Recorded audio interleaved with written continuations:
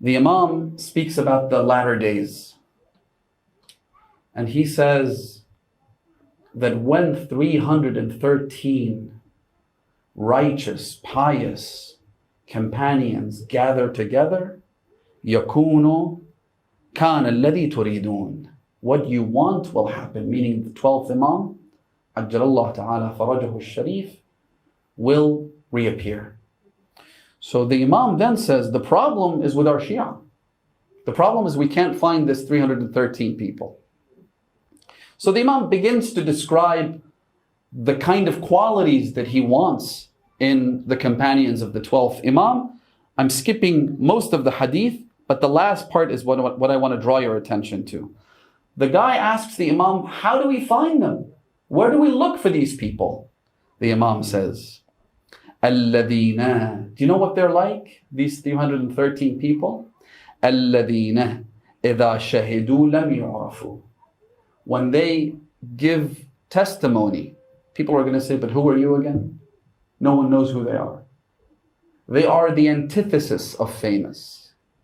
They are the opposite of prominent. In shahidu lam yu'rafu, number one. Wa in ghabu lam yuftaqadu. And when they're away, nobody misses them, because nobody knows them. Wa in maradu lam yu'adu. When they fall ill, no one pays them a visit. Wa in khatabu lam yuzawwaju. Subhanallah. That should give some consolation to all the young brothers who go out and try to get married, but they get rejected over and over again. The Imam says that when they go to propose, everyone says, but who are you? What's so special about you? You have this simple job. You make a modest, at best, a modest income. You're nothing special. You're not famous.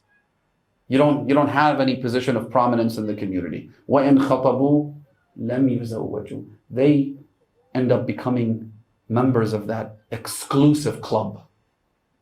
وَإِنْ خَطَبُوا لَمْ يُزَوَّجُوا وَإِنْ مَاتُوا لَمْ يُشْهَدُوا. And when they die, no one even bothers to show up at the funeral. These are the kind of Shia that the Imam is looking for.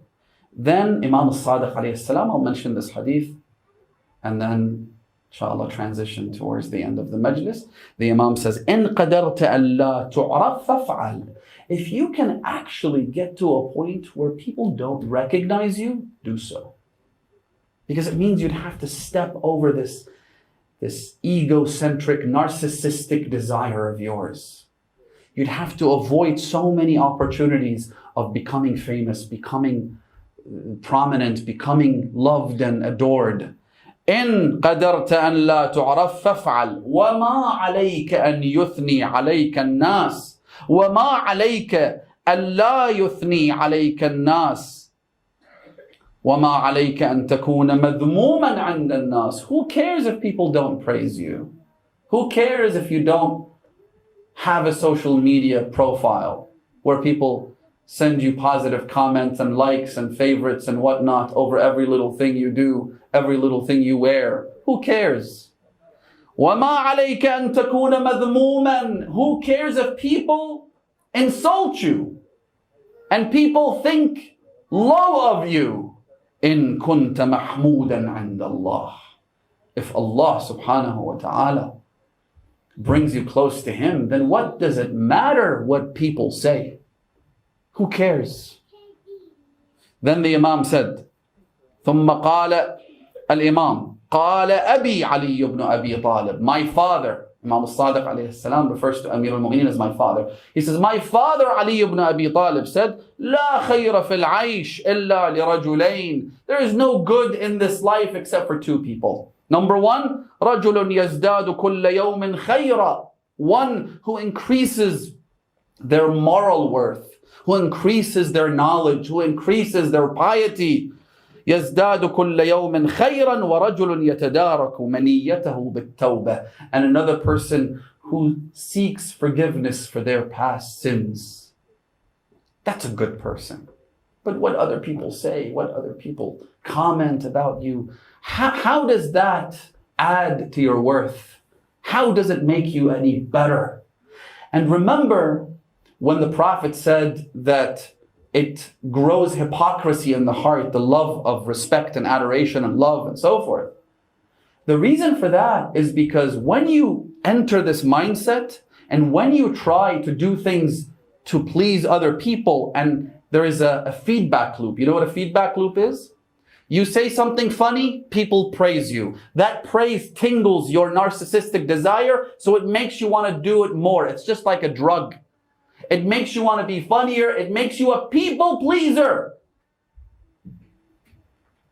To say things and to do things only to attract the validation of other people.